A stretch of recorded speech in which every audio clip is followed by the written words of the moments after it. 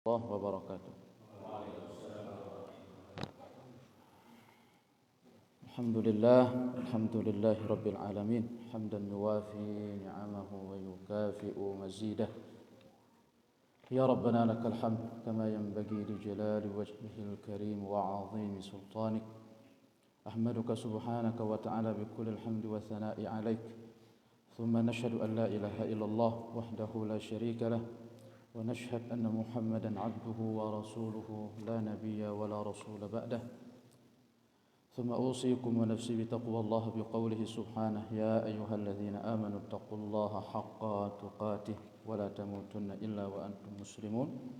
وقال الله سبحانه وتعالى: يا أيها الذين آمنوا اتقوا الله وقولوا قولا سديدا يصلح لكم أعمالكم ويغفر لكم ذنوبكم، ومن يطع الله ورسوله فقد فاز فوزا عظيما. وبعد، وقال الرسول صلى الله عليه وسلم: اتق الله حيثما كنت وأتبع السيئة الحسنة تمحها وخالق الناس بخلق حسن. Baik Bapak, saya di subuh pagi hari ini kembali kita bertemu untuk melanjutkan pembahasan kita di pembahasan akidah atau tauhid. Semoga hadirnya kita di sini bagian dari keberkahan hidup, berberkah dari salat berjamaah, berberkah dari majelis ilmu. Maka semoga dari itu kita mendapatkan bimbingan dari Allah Subhanahu wa taala, bimbingan kehidupan, bimbingan keagamaan. Senantiasa Allah memberikan kita keistiqomahan di atas keimanan dan keislaman. Baik, kita masuk ke surat Al-Isra ayat ke-23. Ini juga ayat-ayat tauhid.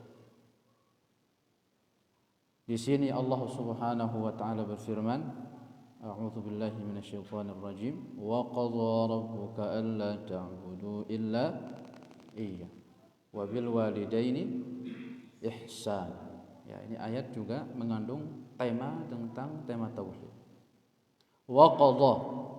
Apa makna qadha?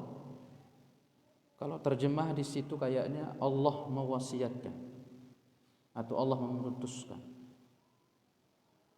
Karena memang qadha secara bahasa artinya amara, memerintah, wa wassa atau wasiatkan. Memerintah di sini perintah syar'i ya. Jadi kalau perintah wajib, kalau larangan berarti haram.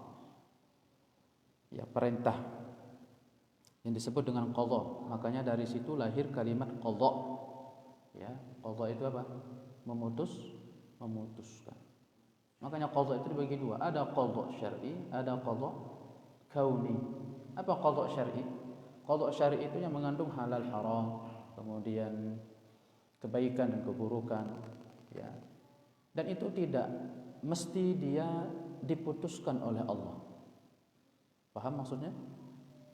Ya, tidak mesti diputuskan oleh Allah Subhanahu wa taala. Ya. Itu masuk seperti contoh. Siapa yang mentakdirkan seseorang itu mencuri atau tidak? Siapa yang mentakdirkan? Saya tanya sekarang. Misalkan ada orang melakukan keburukan. Siapa yang mentakdirkan? Siapa yang mentakdirkan dia mencuri? Allah. Tetapi apakah Allah ingin dia mencuri? Tidak. Itu namanya qadha syar'i. Tapi kalau qadha kauni itu yang terkait dengan kauniyah atau alamiyah. Munculnya matahari dari ufuk timur terbenam di barat, itu pasti terjadi. Iya, itu nggak mungkin orang pengen pengen balik lagi, misalkan ditarik matahari gitu, nggak bisa. Itu sudah qadha kauni, ketetapan Allah Subhanahu wa taala. Baik. Wa qadha rabbuka, dan telah memutuskan siapa? Tuhanmu, Allah Subhanahu wa taala, atau menetapkan. Rabbuka ar-Rabb. Rabbuka ar-Rabb. Ar-Rabb itu apa ar-Rabb? Al-Malik wal Mutasarrif. Al-Malik itu yang memiliki, Al-Mutasarrif itu yang mengatur. Nah, dari kalimat Rabb ini Ada makanya di istilah ulama akidah atau tauhid disebut dengan apa? Rububiyah. Ya, nah, dari kalimat Rabb itu. Dari kalimat Rabb muncul istilah rububiyah. Rububiyah yang terkait dengan fi'il Allah. fi'il Allah. Allah yang maha berbuat. Allah yang maha berkehendak. Assalamualaikum. Ya, Allah yang maha berkehendak. Allah yang menurunkan hujan. Allah yang menurunkan rahmat. Allah yang menghidupkan. Allah yang mematikan. Yang keterkaitan dengan fi'il atau terkait dengan kehendak. Itu namanya rububiyah. Kata Rabb itu banyak kita dapati. Salah satunya adalah Fatihah. Alhamdulillahi Rabbil alamin. Ya. Huwallahu Rabbu kulli syai'. Dialah Allah pemelihara atau Rabbnya segala sesuatu. Begitu. Nah, jadi kalimat rububiyah itu lahir dari lafaz Rabb. Ya, maka disebut dengan, ada yang menyebutnya dengan istilah tauhid rububiyah. Kemudian ada juga ulama menyebut setelahnya itu tauhid uluhiyah. Lahir dari mana? Lahir dari kalimat ilah. Ya, di mana surah Al-Fatihah ada? Ya, di surah Al-Fatihah ada. Iyyaka na'budu wa iyyaka nasta'in. Makanya tauhid uluhiyah juga disebut dengan tauhid ibadah. Sortir masalahnya, rububiyah itu berkait tentang kehendak Allah. Tapi kalau tauhidul ibadah terkait tentang kehendak hamba. Kehendak Allah kepada hamba dan kehendak hamba kepada Allah. Ya. Kemudian yang ketiga namanya al-asma was sifat. Dari mana dia lahir? Dari mana dia lahir? Ar-Rahman Ar-Rahim. Ya. Tayyib. Alla ta'budu illa iyyah, agar tidak mereka menyembah illa kecuali iyyahu. Iyyahu itu apa? Kepada Allah. Ai an ta'buduhu wa la ta'budu ghairah. Ya, atau agar mereka menyembah Allah dan tidak menyembah selain Allah. Wabil walidaini ihsana, dan terhadap kedua orang tua ihsan, berbuat baik. Coba perhatikan tuh. Allah itu menggunakan kalimat kepada berbaik kepada kedua orang tua dengan kalimat ihsan. Ihsan itu tingkatan agama paling tinggi di tingkatan agama. Jadi agama itu kita ada tingkatan, Pak. Sebagaimana yang disebutkan oleh Rasulullah sallallahu alaihi wasallam. Tingkatan pertama itu namanya Islam. Kemudian tingkatan kedua namanya iman. Ya. Kemudian ketiga tingkatannya apa? Ihsan. Itu yang disebut oleh beberapa tokoh dengan istilah hakikat. Ya. Yaitu tingkatan tapi jangan sampai salah difahami ya. Artinya ini tiga tingkatan ini saling keterkaitan. Bukan berdiri sendiri. Bukan arti bapak nanti di tangga Islam, kemudian naik ke iman, kemudian Islamnya dibuang. Enggak begitu.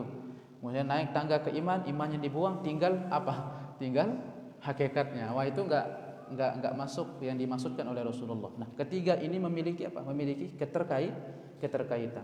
Bapak itu kalau sudah bagus Islamnya, insya Allah akan naik ke tingkatan iman. Kalau sudah bagus imannya, itulah orang-orang yang menembus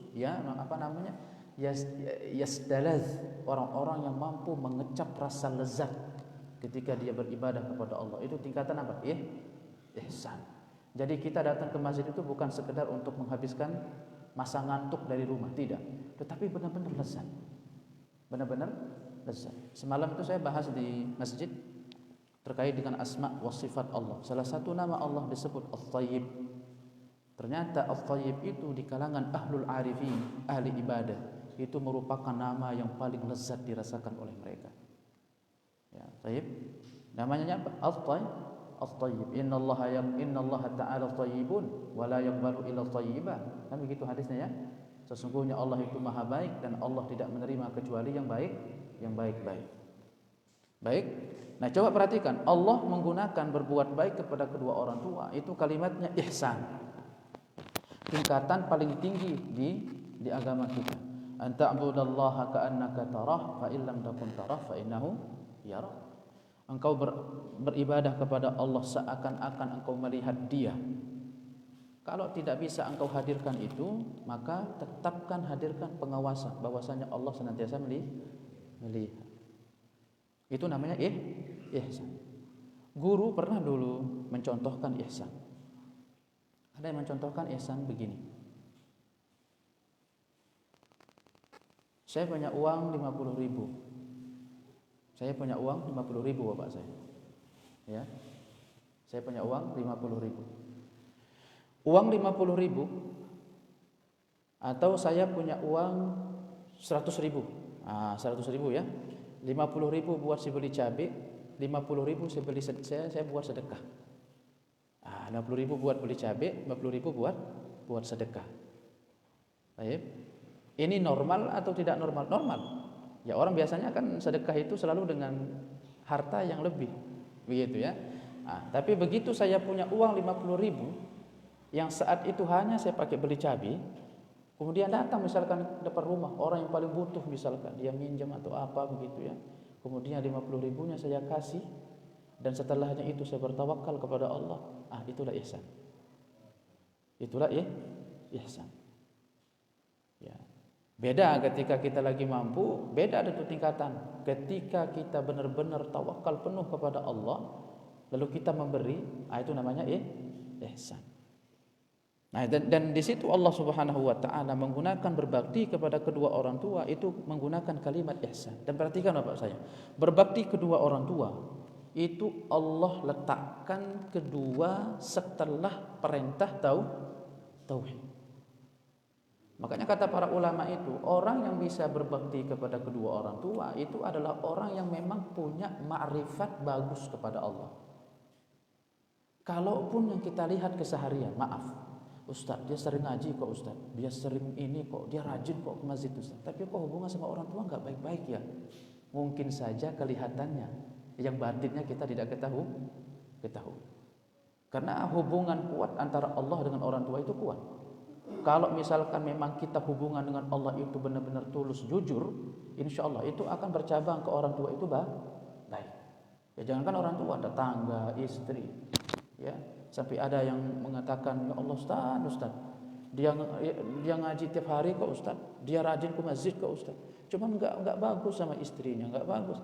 Mungkin bisa saja penampakannya doang, batinnya belum dia perbaiki hubungan. Makanya ketika Allah menyebut habl, hubungan atau tali, siapa yang lebih didahulukan? Allah atau manusia? Allah, hablum minallah wa hablum minan nas. Di situ juga salahnya seseorang ketika mengatakan, enggak apa-apa, yang penting baik sama manusia. Ya, daripada kamu rajin sholat enggak baik sama manusia. Enggak begitu juga maknanya. Artinya orang kalau sudah baik sama Allah, pasti juga baik sama manusia. Tetapi ketika baiknya sama manusia tidak didasari dengan ketaatan kepada Allah, itu yang biasanya baik-baikan. Baik-baikan, ya. Taib, itu berbakti kepada kedua orang tua, Allah letakkan kedua setelah perintah tauhid. Iya, setelah perintah tauhid. Di sini ada makna secara global ayat ini disebutkan al-ikhbar anna Allah Subhanahu wa ta'ala amara wa wassa ala alsuni rusulihi an yu'bada wahdahu duna ma siwahu. Di sini mengandung kabar sesungguhnya Allah memerintah dan mewasiatkan atas lesan-lesannya Rasulnya untuk tidak disembah kecuali Dia yang esa, tidak kepada selainnya. Wa an yuhsinal waladu ila walidayhi, dan hendaknya berbuat baik seorang anak kepada kedua orang tuanya ihsana, dengan sebaik-baik, bil qauli wal fi'il, dengan perkataan dan perbuatan. Lebih lanjut lagi disebutkan wala yusi'u ilaihima, tidak boleh berlaku buruk kepada keduanya. Menyakiti enggak boleh kepada kedua orang tua. Berarti siapa yang menyakiti kedua orang tua itu sudah termasuk dia mencoreng daripada tauhid. Ya, mencoreng tauhid. Orang yang durhaka kepada orang tua. Yusi, ya. Yusi adik siapa? Itu hanya berbuat buruk. Yusi, bukan lagi memukul. Memukul itu beda lagi, lebih tinggi lagi. Ini yusi, ucapan, perbuatan, ya. Makanya nggak boleh sama orang tua itu mengatakan Baik. Li'annahu man ladzani qama bi tarbiyatihi fi hali sigharihi wa dha'fihi. Kenapa? Karena keduanya itu yang telah Yang telah mentarbiyah, menjaganya pada kondisi kecilnya dan pada kondisi lemah. Perhatikan bahasa syekh atau penulis di sini ya, sighar wa dha'f. Kenapa orang tua itu wajib dihormati? Kenapa orang tua itu wajib dibaiki? Kenapa? Karena dialah yang telah menjaga kita dari mati setelah Allah. Bapak saya, yang namanya bayi ketika dilahirkan, potensi untuk dia meninggal itu 90%. Ketika dia merangkak sendiri, jalan sendiri, jatuh, sangat terancam bayi itu untuk meninggal. Makanya bapak saya, tegaknya tulang hari ini, kencangnya kulit hari ini, bagusnya aktivitas hari ini, bagusnya pekerjaan hari ini, itu semua karena siapa? Orang tua. Ya. Makanya enggak bagus kalau anak itu misalkan menangguhkan orang tua berbakti kepadanya itu dengan alasan-alasan, enggak pernah dia baik sama saya, enggak mau misalkan enggak sekolahin saya. Apalagi mungkin orang tua kita kurang mampu. Ya, dia enggak pernah baik sama saya minta motor enggak bisa dibeliin, saya minta ini enggak mau dibeliin. Nah, itu ukuran yang sangat keliru. Ya. Nah, itu berbakti kepada kedua orang tua dilihat dari dua sisi. Dan berbakti kepada kedua orang tua itu berberkah bapak saya. Berkah. Makanya biasanya orang durhaka sama ibu bapaknya itu biasanya hidupnya jadi sempit biasanya. Wallah, itu hidupnya jadi sempit. Ya. Kadang tetangganya enggak suka sama dia. Tetangganya enggak demen sama dia, ya. An Ibnu Umar radhiyallahu taala anhuma qala. Dari Ibnu Umar semoga Allah meridai beliau, aku pernah mendengar Rasulullah sallallahu alaihi wasallam yang beliau bersabda Rasulullah. Apa kata beliau? Intalaqa thalathatu rahab. Pernah berjalan 3 orang atau lebih, ya. Mimman kana qablakum hatta awau al-mabita. Dari kalangan orang-orang sebelum kalian. Hatta awau al-mabita. 3 orang ini sampai dia di tengah perjalanan ingin melakukan mabit. Mabit itu bermalam. Cari tempat ya untuk melakukan bermalam. Ya mungkin karena capek nih ya. Ini cerita dari Nabi SAW. 3 orang. Ya. Lalu dia bermalam menuju kemana? Ila gharin fadakhalu. Dia ketemu dengan gor. Ya. Lalu dia masuk ke situ. Ya. Setelah dia masuk bertiga di situ, apa yang terjadi? Fanhadarat. Lalu tiba-tiba fanhadarat sakhratun, tiba-tiba batu menggelinding dari atas. Dari atas apa? Dari atas goa. Minal jabali fasaddat alaihimul ghar. Begitu batu besar menggelinding dari atas, menutup bagian depan. Lubangnya. Waduh, akhirnya apa? Semua bingung. Ini bagaimana nih kita bisa keluar? Nah, ini bapak saya, perhatikan bagaimana berkahnya berbakti kepada kedua orang tua, silah hubungan dia dengan kepada Allah Subhanahu wa taala. Ya. Ya, saya miris sekali lihat kondisi hari ini. Anak-anak dia tidak tahu bagaimana berbakti sama orang tuanya. Ibunya, bapaknya. Ya. Sampai dia sudah menikah. Punya istri. Akhirnya sering dipertentangkan antara istrinya, orang tuanya, istrinya, ibunya, istrinya, bapaknya. Enggak paham dia bagaimana harus berbakti kepada kedua orang tua. Ini PR kita hari ini bapak saya. Anak-anak yang enggak paham bagaimana dia harus berbakti. Coba nih sekarang, ini contoh ya salah satu bagaimana berbaktinya dulu ya orang-orang soleh di masanya. Lalu mereka berkata, innahu la yunjikum min hadhihi as-sakhrati illa an tad'ullaha bi salihi a'malikum. Semua berkata, demi Allah, kita enggak bisa keluar sekarang ini. Kecuali kita benar-benar minta tolong sama Allah, kita tunggu keajaiban. Semua kita harus berdoa sekarang dengan doa terbaik. Ya, dengan doa terbaik. Faqala rajulun minhum, satunya ngangkat tangan. Ya. Lalu dia berdoa, Allahumma Ya Allah, kana li abawani syaikhani kabirani. Ya Allah, aku memiliki dua orang tua yang sudah tua dan renta. Coba bagaimana dia mempertaruhkan nama ibunya, bapaknya, antara dia dengan Allah untuk dia dikeluarkan dari mana? Dari goa. Wa kuntu, dan si anak ini berdoa, dia curhat, dia sebutkan. Dan aku ya Allah katanya, la agbik itu, aku enggak minum. Aku enggak minum qablahuma, sebelum keduanya minum. Dan itu aku enggak suka, minum sebelum keduanya minum. Coba. Loh, kalau kita kan kenyang dulu baru orang tua. Rabbal alamin. Bahkan orang tua kita suka bohong juga kadang-kadang. Masalah lagi lapar gitu ya. Kita lagi makan, ayo mama makan mah. Enggak, kamu aja dulu. Ntar kalau udah ini ntar mama belakangan aja di dapur. Padahal nasi sudah habis, lauk sudah habis. Baru dia makan sendiri di belakang dapur. Itulah orang tua. Makanya enggak bagus kalau anak itu terlalu mempertentangkan antara istri dengan orang tuanya. Namanya orang tua, ya. Hanya nanti mungkin setelahnya bagaimana bisa memilih, kemudian bisa membagi, ya, antara orang tua dengan istri.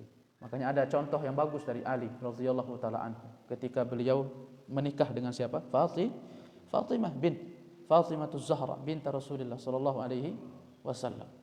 Itu ketika Fatimah itu, siapa nama ibunya Ali? Siapa nama ibunya Ali radhiyallahu taala anhu? Kita kenal Ali, siapa nama ibunya? Ibunya muslimah loh. Dan dia adalah ibu yang sekaligus dianggap sebagai ibu oleh Rasulullah. Karena saking baiknya ibunya Ali kepada Rasulullah. Sampai Rasulullah mengatakan, aku anggap ibunya Ali ini sebagai ibuku sendiri.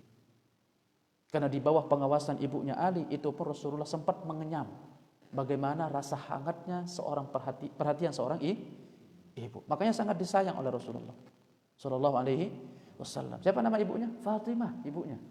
Fatimah tu bint Asad. Ya, orang Hashim juga, orang Hashimiyah. Sama dari Nabi sallallahu alaihi wasallam. Nabi itu dari Bani Hashim, suku Quraisy. Ali Bani Hashim, suku Quraisy. Ibunya juga sama. Jadi Bani Hashim. Makanya Rasulullah mengatakan walaqad istafainallahu, ya, dan Allah memilih kami dari Bani Hashim dan memilih dari Bani Hashim aku untuk menjadi nabi dan rasul. Ketika Fatimah Az-Zahra dipinang oleh Ali bin Abi Thalib radhiyallahu taala anhu, hanya dengan apa? Hanya dengan seutas kain yang menjadi maharnya. Ya karena Ali enggak punya apa-apa. Minang anaknya Nabi sallallahu alaihi wasallam yang sebelumnya dipinang oleh orang lain, tetapi anaknya Rasulullah sallallahu alaihi wasallam rupanya tidak menginginkannya. Akhirnya datang pinangannya Ali dan diiyakan oleh Fatimah. Makanya dia itu disebut sibtu Rasulullah wa raihanatuh. Jadi Ali itu adalah menantu sekaligus kesayangan. Makanya dalam banyak hadis Nabi sallallahu alaihi wasallam menunjukkan bagaimana sayangnya Rasulullah kepada Ali radhiyallahu taala anhu. Benar, akhirnya begitu Fatimah datang ke rumah, masuk, akhirnya dilihat sama Ali. Ini dua Fatimah di rumah ini. Ya, ada Fatimah istrinya, ada Fatimah ibunya. Nah, ini jangan sampai terjadi nanti pertengkaran antara dua Fatimah. Ya, antara dua Fatimah. Akhirnya mikir Ali, gimana caranya? Akhirnya ada aktivitas di rumah itu untuk untuk memalingkan perhatian keduanya. Jangan sampai ada kecemburuan. Si ibu yang merasa mungkin diambil alih oleh Fatimah istrinya, akhirnya Ali kurang perhatian sama ibunya. Lalu apa kata Ali radhiyallahu taala anhu? Ikfi Fatimata binti Rasulillah sallallahu alaihi wasallam siqayatal ma'i wa dhahabi ilal hajati. Wahai ibu, cukup Fatimah istri saya, anaknya Rasulullah sallallahu alaihi wasallam, yang mengurusi persoalan air dan yang mengurusi persoalan hajat dan kebutuhan. Ya, berikan siapa? Fatimah. Jadi yang ngambil air, nimba air, ya, memanaskan air, menanam air itu Fatimah. Makanya luar biasa Fatimah radhiyallahu taala anha, ya, itu termasuk istri yang sangat salehah dan baik, berbakti sama suami. Ya, berbakti sama suami. Dan beliau itu kalaupun ada masalah dengan beliau Ali itu enggak pernah beliau cerita sama Rasulullah. Padahal bapaknya Rasul.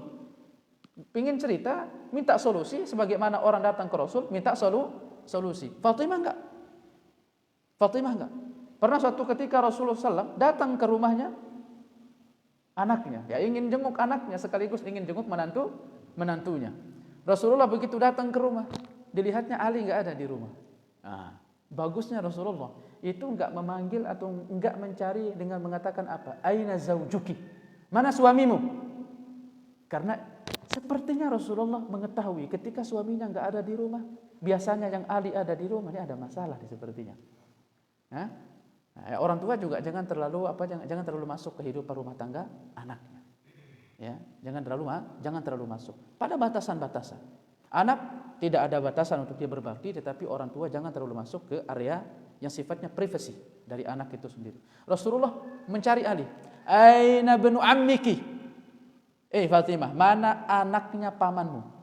Gitu dia manggil. Dia enggak bilang mana suamimu. Agar apa? Agar Fatimah tidak down. Karena kebetulan hari itu memang lagi ada masalah sama siapa? Sama Ali. Apa kata Fatimah? Ya. Dia mengatakan laqad baini wa bainahu syai' wa qadhani. Iya, antara aku dengan dia ada masalah. Dia tiba-tiba marah sama aku, kata Fatimah. Ya. Akhirnya Rasulullah SAW memerintah kepada satu orang untuk mencari Ali di mana. Akhirnya kamu keluar cari Ali di mana. Akhirnya dia cari keluar, ternyata dia temukan Ali di masjid. Radhiyallahu taala anhu. Ini juga sunnah, bagus juga. Maksudnya itu salah satu solusi ketika orang ketengkar sama istrinya, itu jangan di dalam rumah, Pak. Saya lihat banyak orang terjadi pembunuhan antara suami sama istri karena pertengkaran yang percikannya awal kecil, cuman karena di satu petak itu dia saling sahut menyahut, akhirnya apa? Pisau naik, parang naik, akhirnya dimutilasi istrinya. Coba lihat Ali radhiyallahu anhu. Beliau kalau ada masalah, itu kemana? Bagus itu. Begitu ada masalah, udah buka pintu, antum tidur di luar saja. Enggak usah tidur di dalam rumah. Ya, agar enggak terjadi pertengkaran yang besar. Akhirnya benar, orang itu pulang melapor ke sama Nabi. Ya Rasulullah, Ali dia tidur di masjid. Akhirnya Rasulullah pergi ke masjid. Rasulullah SAW pergi ke masjid, mendapati Ali sedang apa? Sedang mendengkur tidur. Tahu mendengkur? Mendengkur begini. Di masjid lagi mendengkur karena di rumah lagi apa? Lagi enggak enakan sama Fatimah. Ya, akhirnya Rasulullah SAW enggak membangunkan. Cuman beliau ya diusap, beliau punya debu nempel sama Ali. Karena Ali waktu itu dia pakai selendang, akhirnya selendangnya jatuh, akhirnya dia nempel langsung ke tanah. Akhirnya tanah itu nempel di muka beliau. Ya, akhirnya sallallahu alaihi wasallam dihapuskan itu debu. Kemudian Rasulullah mengatakan, "Qum, bangun Aba Turab, wahai bapaknya si tanah." Makanya kalau Abdurrahman bin Sakhr itu ada panggilannya Abu Hurairah, makanya Ali disebut siapa? Abu Turab. Ya. Apa namanya? Bapaknya si tanah. Ya, karena waktu itu beliau pernah tertempel oleh tanah. Begitu bangun Ali radhiyallahu ta'ala anhu melihat Rasulullah sallallahu alaihi wasallam memanggilnya dengan Abu Turab, panggilan Abu Turab, panggilan yang paling dicintai setelah itu karena Rasulullah memanggil dia dengan Abu Turab. Dan lalu Ali mengatakan apa kepada ibunya? Wa takfiki, dan cukup bagimu wahai ummah, ya, fil ajani, ya, atau al ajina, ya, yaitu apa? At-tahna wal ajin, yaitu untuk masalah penggulingan atau meliwat tepung. Ya, karena biasanya orang tua itu suka bikin jajan. Udah ibu itu liwat tepung saja. Ya, nanti yang ngurus masalah rumah, yang ngurus masalah air itu siapa? Fatimah binti Rasulullah sallallahu alaihi wasallam. Itu bagaimana dia seorang anak itu bagaimana menghadirkan jangan sampai antara istri sama ibu terjadi apa? Kecemburuan. Akhirnya apa kata si yang berdoa ini? Wa kuntu la aghbiku qablahuma ahlan wala malan. Dan aku tidak suka minum lebih dahulu sebelum keduanya minum, tidak juga keluargaku, tidak juga hartaku. Jadi orang tua ini selalu menjadi nomor satu. Fana abi fi talabi syai'in yauman. Lalu pernah satu hari yang mengharuskan aku keluar lebih jauh dari rumah untuk beraktivitas. Ya. Falam urih alaihima, yang aku tidak bisa beristirahat untuk menyiapkan air minum untuk keduanya. Karena biasa dia perahkan air susu tuh. Ya. Dia punya sapi, dia punya kambing, diperahkan susunya, langsung antar kepada ibunya. Nah, ini ada aktivitas kerja yang lebih jauh dari rumah yang tidak bisa dia istirahat untuk diperahkan air susu. Begitu dia pulang, lalu dia perahkan air susu, dia bawakan air susu tersebut untuk orang tuanya, hatta nama. Ternyata didapati keduanya sudah tidur. Fahalabtu lahuma ghabuqahuma fawajadtuhuma naimain. Aku peraskan untuk keduanya air minum yang biasanya susu, ya. Lalu kami mendapati keduanya sudah tertidur. Wa karihtu an aghbiqa qablahuma ahlan aw mala. Dan ya Allah, aku enggak suka untuk minum sebelum keduanya minum.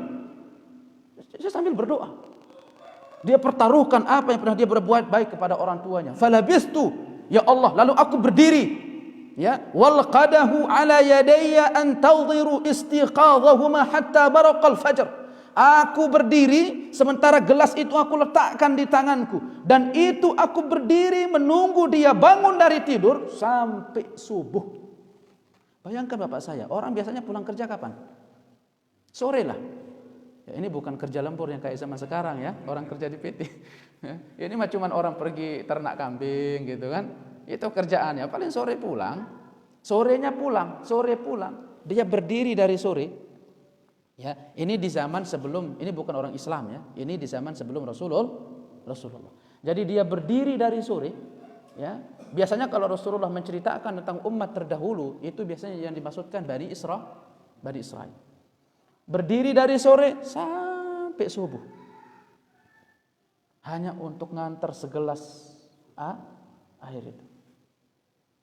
Allahu akbar. 2 gelas air untuk bapak dan ibunya. Fastaiqadha fashariba ghabuqahuma. Lalu keduanya bangun, mereka minum, ya, barulah dia dan keluarganya ikut minum. Allahumma in kuntu fa'altu dzalika bittigha'a wajhika fafarrij 'anna ma nahnu fihi min hadhihi as-sakhr. Ya Allah, apa yang aku lakukan ini jika semata-mata karena mengharap atau ikhlas kepadamu ya Allah, maka bukakanlah kami celah ini, batu ini, fanfarajat syai'an la yastati'un al-khuruj. Akhirnya batu itu bergeser sedikit dengan doa seorang anak yang tadi mempertaruhkan nama orang tua, ibu atau bapaknya. Nah, ini namanya berberkah berbakti kepada kedua orang tua, ya. Nah, itu ayat yang pertama. Kemudian poin yang selanjutnya, ma fi kalimati la ilaha illallah minan nafi wal itsbat fa fiha dalil ala anna tauhid la yaqumu illa ala nafi wal itsbat fa fil ibadati amma siwallahi wa itsbatiha lillahi kama sabaq. Ketika kita baca wa qadha rabbuka alla ta'budu, agar mereka tidak menyembah, ini peniadaan. Masuk kalimat istishhad atau kalimat apa? Persaksian atau syahadatain. Asyhadu alla ilaha. Kemudian illa iyah, masuk kalimat apa? Illallah, ya, menafikan lalu menetapkan. Sebagaimana pernah kita sebutkan di pelajaran sebelumnya. Azmatu haqqil walidaini haitsu asafa haqqahu ma'al haqqihi wa jaa'a fil martabati tsaniyah. Besar agungnya haknya kedua orang tua, di mana Allah mengikutkan hak kedua orang tuanya atas haknya dia Allah, dan dia datang pada urutan yang kedua setelah haknya Allah, itu tauhid. Wujubul insani ilal walidaini bi jami' anwa'il ihsan di annahu lam yakhus naw'an duna naw', dan wajibnya berbakti kepada kedua orang tua dengan seluruh jenis cara berbakti. Apapun kalau dia disebut berbakti, maka orang tua berhak untuk mendapatkannya. Cium tangan, antum harus cium tangan. Ya. Itu namanya berbakti. Seluruh makna kebaktian itu orang tua berhak untuk menerimanya. Kemudian yang terakhir, tahrimu uquqil walidain, haramnya durhaka kepada kedua orang tua. Baru kita akan masuk insyaallah ke surat An-Nisa ayat ke-36. Wa qawluhu wa'budullaha wa la tusyriku bihi syai'a. Ya. Dan surat Al-An'am ayat 151 dan 153. Qul ta'alu atlu ma harrama rabbukum 'alaikum alla tusyriku bihi syai'a. Apa faedah poin-poinnya? Insyaallah kita sebutkan nanti di pelajaran berikutnya. Ini sudah masuk waktu syuruq. Ada pertanyaan? Silakan. Ya, silakan. Assalamualaikum warahmatullahi wabarakatuh. Waalaikumsalam warahmatullahi wabarakatuh. Ya. Bertanya terkait dengan babakan rumah tangga itu, saya pernah mendengar ya, artinya surga seorang suami ada di ibu, sedangkan surga istri ada di suami. Ya. Ada pertimbangannya antara ibunya si istri minta diprioritaskan, artinya mertua ya, mertua lebih diprioritaskan daripada ibu kandung suaminya. Mohon penjelasan dari Ustaz terkait dengan hal itu. Itu masalah yang memang kerap umumnya ditimpa kebingungan untuk para suami. Iya. Rata-rata curhatannya begitu, ya. Rata-rata curhatannya begitu. Iya. Rata-rata curhatannya begitu. Iya. Wallahu a'lam. Harusnya. Ini yang harusnya ya. Idealnya memang istri itu nggak boleh dia minta seperti itu. Nggak boleh dia minta seperti itu. Dan idealnya pun suami juga tidak harus mesti ditunggu diminta. Ya. Karena begini ya Pak saya. Bukan arti ketika juga ini yang banyak salah difahami oleh saya mulai dari suami ya. Karena yang nanya suami. Nah, sekarang saya dari suami. Banyak orang memahami juga begini, ketika dia menikah. Kalau bahasa kampung dia menikah itu kayak orang beli sapi. Tahu beli sapi? Beli sapi bisa balik gak ke tuannya? Gak bisa balik ya. Nah begitu ada orang menikah seperti itu Bapak saya. Dia nikahi anak orang. Anak orang ketika minta dia pulang ke ibunya, mungkin kangen sama ibu, enggak dikasih sama dia. Saya sudah nikah sama kamu, ya kamu harus sama saya terus. Ya. Nah itu yang salah dipahami. Idealnya memang suami itu tidak ditunggu diminta oleh istri. Suami juga harus tetap mensupport istrinya untuk berbakti kepada kedua orang tua. Karena secara global istri tetap harus berbakti kepada kedua orang tua. Nanti soal masalah ketika memilih antara dua hal, misalkan kebijakan, kemudian masalah pendapat. Nah itu kapan dia? Mana yang dia dahulukan antara suami atau orang tua? Tetapi umumnya orang tua si istri itu tidak boleh masuk ke masalah rumah tangga anaknya. Nah itu kadang juga orang tua nggak paham di area di sini juga, nggak paham di area ini Itu kemarin terakhir ada ibu-ibu datang bapak saya. Itu kemarin ibu ada datang karena anaknya lama mondok, akhirnya anaknya menikah. Setelah dia menikah si anak tentu kan lebih banyak di rumah suaminya. Akhirnya dia jarang pulang ke rumah ibunya. Datang nangis. Ya Allah Ustaz, padahal dia di pondok itu dulu nggak pernah bareng sama saya, sementara saya pengen tidur sama dia sekali aja Ustaz. Ya, sekali saja. Ya. Akhirnya apa? Akhirnya juga terlalu bawa perasaannya, namanya ibu ya, namanya ibu. Nah, itulah yang saya maksud. Makanya suami itu kalau dia soleh, insya Allah dia akan support istrinya itu untuk berbakti kepada kedua orang tuanya. Itu. Makanya penting bapak saya yang punya anak perempuan itu kalau bisa cariin dia jodoh yang bagus-bagus, yang baik-baik. Ya, di mana biasanya? Di masjid biasanya. Ya. Iya, biasanya di masjid. Ya. Dulu ulama salaf itu kalau dia mau cari jodoh, dilihat dulu tuh siapa yang paling bagus sholatnya. Nah, dilihat gitu. Ya, kalau sekarang enggak, siapa yang paling bagus gajinya. Nah, itu kalau sekarang ya. Kalau dulu tuh siapa yang paling bagus sholatnya. Ya karena begitu masalahnya. Kadang tidak semua masalah itu bisa diputuskan dengan uang. Ibu pun ketika pun kita kirimkan 2 juta, 3 juta itu bukan memutus perkara. Ibu itu kadang dia tidak menginginkan uang, tetapi hadirnya seorang anak di sisinya. Sebagaimana dulu ia ditimang di pangkunya, hari itu dia ingin anak itu menaruhkan kepalanya di pahanya untuk diusap-usap. Itu diinginkan oleh seorang ibu. Ya. Makanya bapak saya kalau bisa itu agendakan setiap sekali setahun itu bisa pulang kampung. Ya saya paham di sini kita kebanyakan rantau ya. Enggak apa-apa, bagus. Cuman masalah kalau bisa sekali setahun itu ada agenda untuk pulang jenguk orang tua. Ya. Nah, masalah istri sama ibu. Tayyib. Nah, memang suami itu harusnya tidak ditunggu untuk masalah itu. Support istri untuk berbakti kepada kedua orang tua. Dan kemudian kedua, istri juga bukan hak dia untuk minta kepada suami untuk apa? Untuk suami itu memberikan bagian lebih besar kepada ibunya atau mungkin sama dengan ibunya. Ini tidak memenuhi kriteria dari pernikahan. Pernikahan itu ada hak, ada kewajiban. Makanya ada seorang guru mengatakan istri itu sebenarnya kalau dia faham kalimat hak dan suami kalau dia faham makna kewajiban, insya Allah baik itu rumah tangga. Cuman biasanya suka kebalik. Istri pahamnya kewajiban, suami difahami masalah hak. Akhirnya nggak ketemu. Ya, akhirnya nggak ketemu. Istri yang selalu minta hak dari suaminya, sementara hak suaminya nggak pernah dipenuhi dari kewajiban. Baik, itu masalah soal. Ya, suami tidak mesti harus ditunggu dan istri juga tidak mesti harus minta seperti itu. Dinasihatkan, ya dinasihatkan. Itu juga istri tidak baik yang seperti itu. Dinasihatkan dengan cara yang bagus. Ya bisa dengan hadirkan buku, bisa dengan perdengarkan dia ceramah, nasihatkan, ya terkait masalah itu, agar dia tidak melampaui batas dari area dia sebagai istri. Wallahu a'lam bissawab. Ya.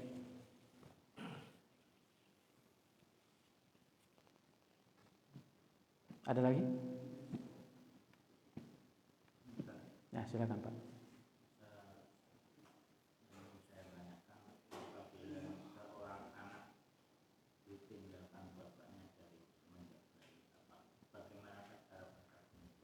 Ketika anak ditinggalkan tidak tahu rimbanya apakah dia itu syukran. Jazakallah khair. Dicampakkan gitu. Jadi ditinggalkan kemudian tidak tahu kabarnya kemana. Hingga si anak itu dewasa. Tidak tahu gimana. Saya pernah ketemu orang terdekat. Dia dari semenjak kecil telah dibuang oleh orang tua. Akhirnya dia merantau keluar. Akhirnya dia menjadi orang yang sukses, ya. Tetapi dari semenjak dia sukses, dia tidak pernah mau memanggil bapaknya dengan bapak. Sakit hatinya, karena dia merasa dibuang oleh orang tuanya.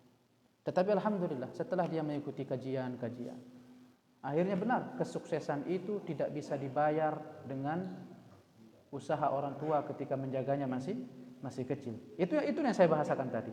Ketika orang tua itu menjaga kita masa kecil, itu dia menjaga nyawa. Dia menjaga kehidupan. Enggak bisa dibeli dengan apa? Dengan kesuksesan, dengan harta, enggak bisa. Makanya kalau mengukur kebaktian dengan itu, ya enggak akan tercapai. Tidak akan tercapai. Seseorang yang ketika tawaf itu berkeliling 70 kali sambil dia bawa bapaknya itu, orang tuanya. Ibunya, dia bawa. Ya, lalu dia ketemu sama Ibnu Umar. Dia berkata sama Ibnu Umar, "Wahai Ibnu Umar, apakah aku sudah berbakti kepada ibuku?" Apa kata Ibnu Umar? "Demi Allah, satu helai nafas yang ibumu ketika mengatakan, sakitnya ketika kamu dilahirkan, 70 kali yang kamu keliling sambil menggendong, itu belum bisa dibayar kebaktian kepada orang tua." Khususnya ibu. Ya, khususnya ibu, ya. Nah itu maksud saya. Bagaimana cara berbakti? Cara berbakti kalau memang dia masih hidup, tetap kembali kepada orang tuanya. Ya. Kalau dia sudah meninggal, maka doakan.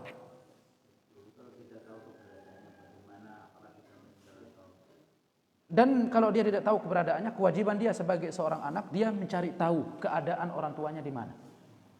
Ya, keadaan orang tuanya di mana dan bapaknya di mana, ibunya di mana.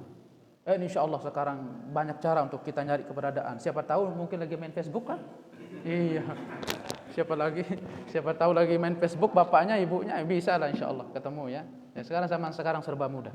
Intinya jangan sampai anak itu mempertaruhkan baiknya orang tua itu dengan apa? Dengan ketika dia disia-siakan dari kecil ke usia 17. Ada cerita kisah nyata seorang perempuan putri. Dia dilarang keluar oleh ibunya.